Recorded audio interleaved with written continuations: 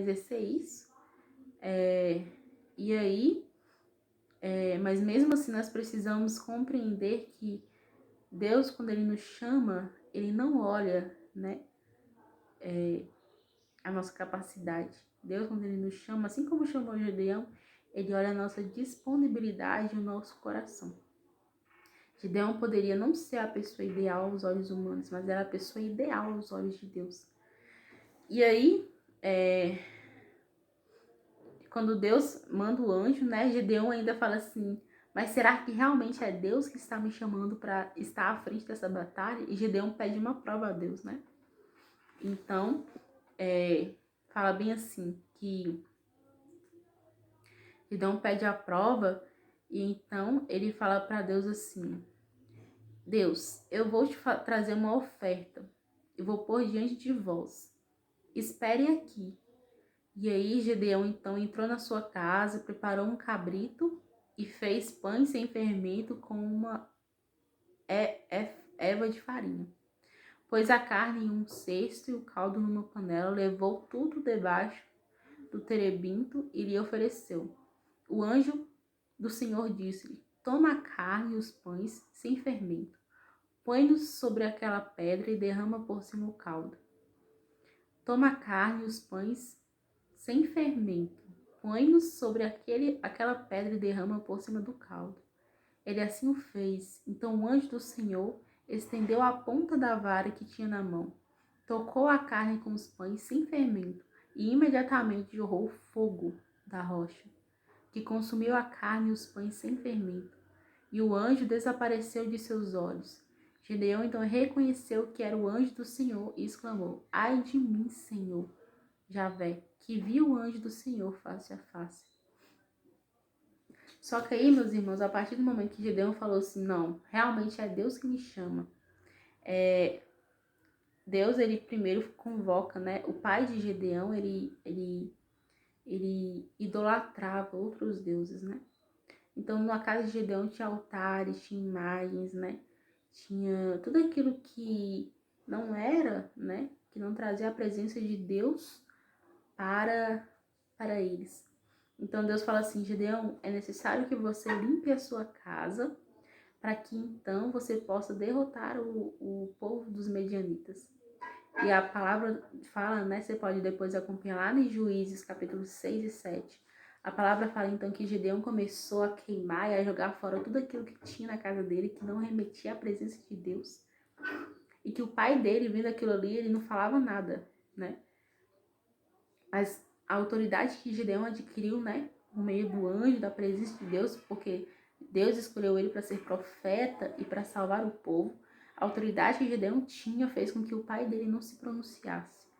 E então Gedeão começou a tirar tudo, né, e então Gedeão limpa a sua casa. E a partir daquilo ali, Gedeão começou a reunir um exército, um volumoso exército, pronto para avançar nos medianitas, né? E aí ele começa a juntar, e a palavra fala que ele juntou 32 mil homens para combater. Só que aí Deus novamente fala assim, a gente que levas contigo é numerosa demais para eu te entregar mandiar em suas mãos. Israel poderia gloriar-se a minha custa, dizendo, foi a minha mão que me livrou. Ou seja, por ter tantas pessoas, tantos soldados, foi muito fácil derrotar o povo os medianitas, né? Então, Deus fala assim, aí Deus fala bem assim, essa parte é importante. Manda, pois, publicar este aviso para que todos os ouçam. Quem for medroso ou tímido, volte para trás. E aí,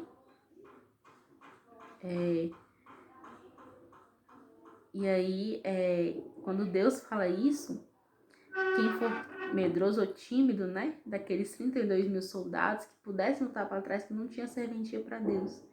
E aí fala que com isso retiraram-se 22 mil homens, restando apenas 10 mil. Aí fala: o Senhor dirigiu-se novamente a Gedeão: ainda há gente demais.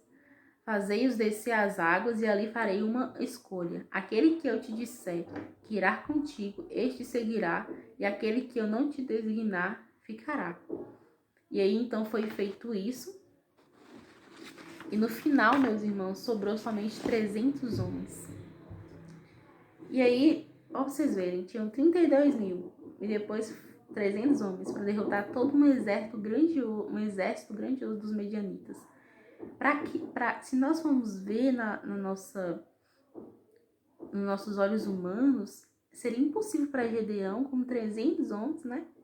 Com ele 301, derrotar um grande exército dos medianitas, que toda vez iam lá e furtavam e roubavam tudo aquilo que era deles.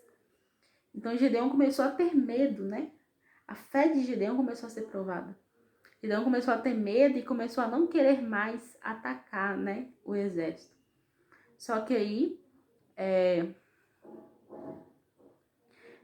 Deus, ele aparece novamente para Gedeão, e Gedeão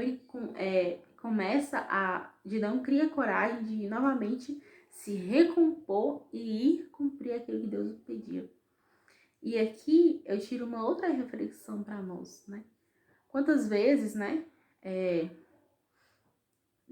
Deus, por exemplo, nós, quem tem mais tempo na comunidade, quem está entrando agora, muitas vezes, meus irmãos,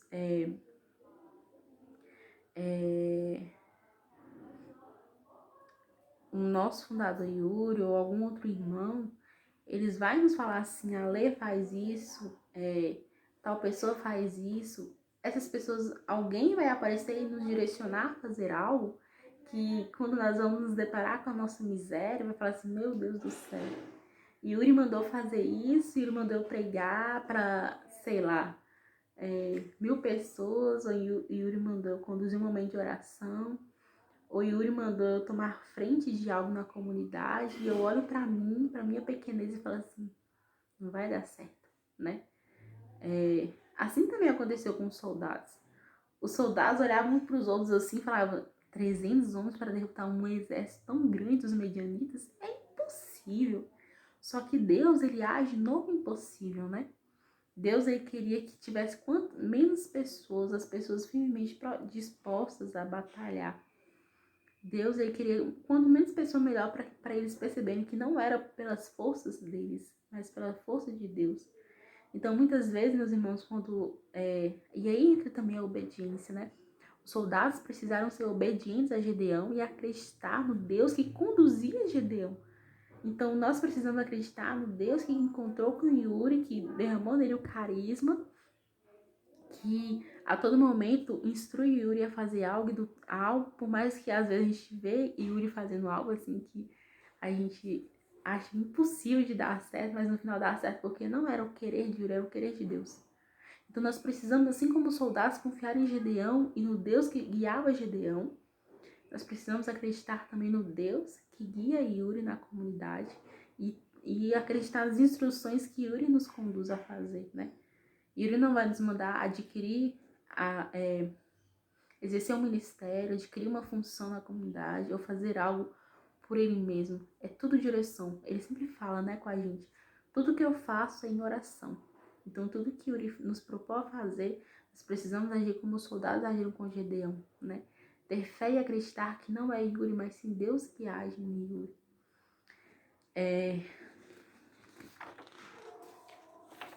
E então, Gedeão, no final da história, fala que Gedeão dividiu os 300 homens em 3 grupos e pôs às mãos de todos trombetas, ânforas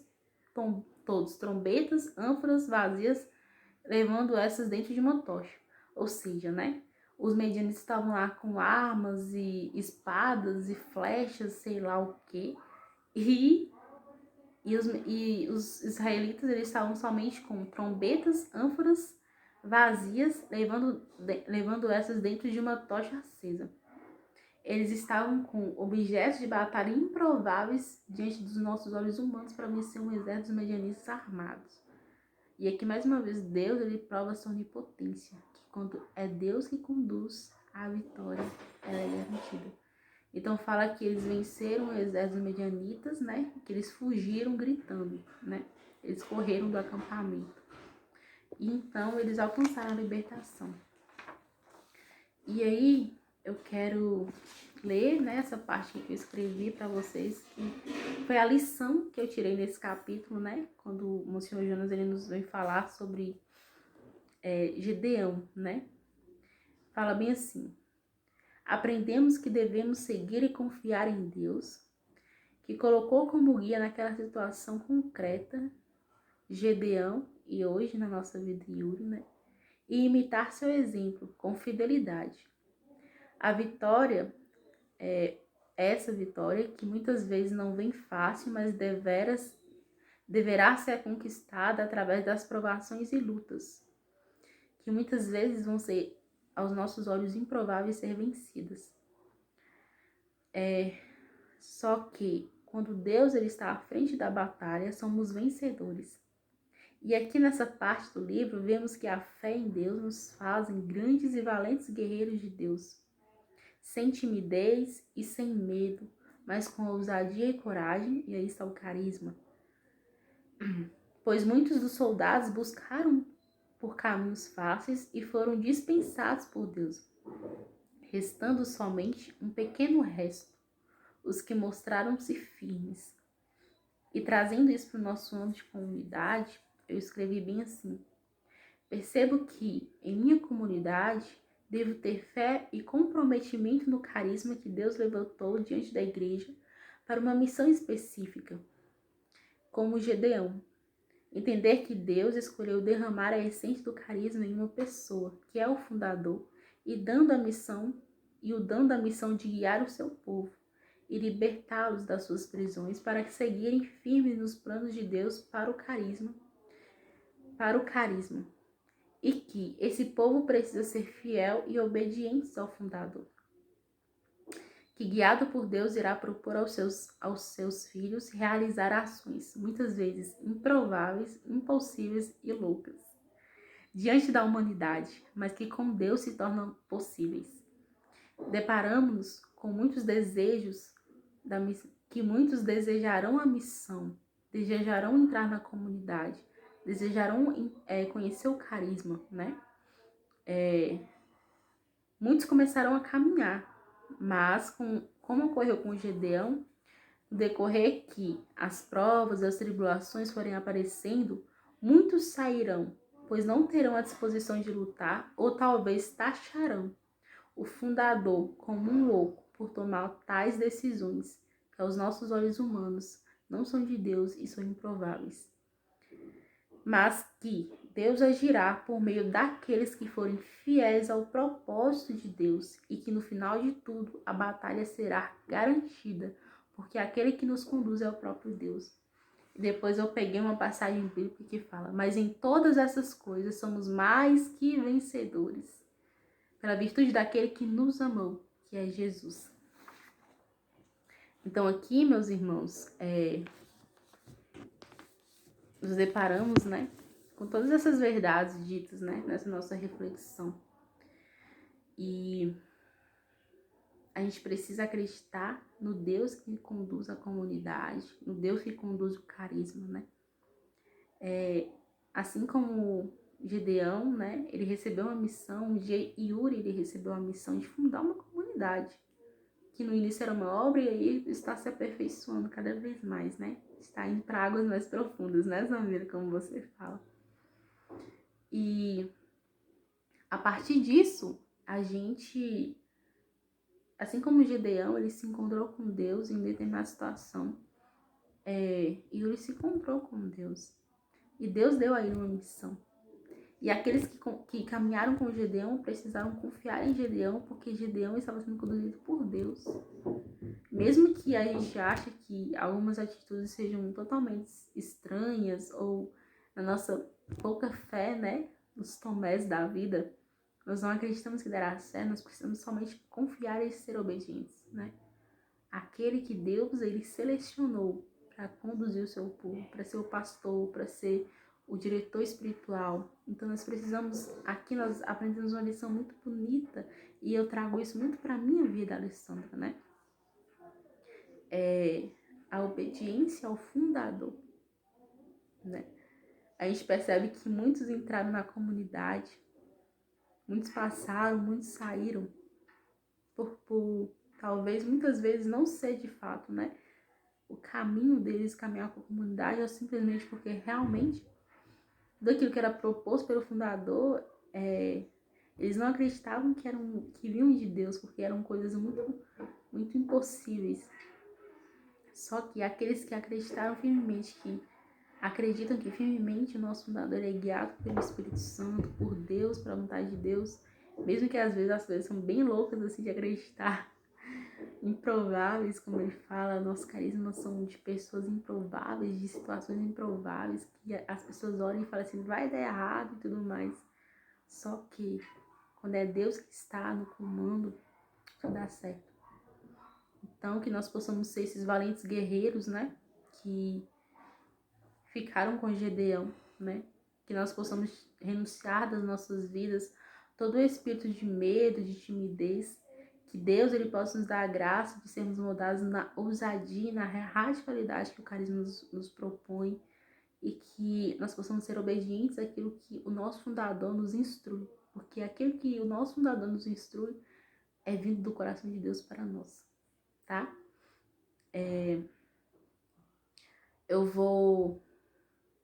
A gente vai para uma outra parte do livro, só que eu tô olhando aqui no meu celular, galerinha, a gente tem só 1 minuto, então eu vou pausar este vídeo, tá? Até aqui a gente viu a introdução e o primeiro capítulo, tá? Do livro. E aí eu vou dar continuidade em outro vídeo, né? Yuri deve aí montar, mas enfim, vamos dar continuidade, tá? Então até aqui eu agradeço a sua companhia, né?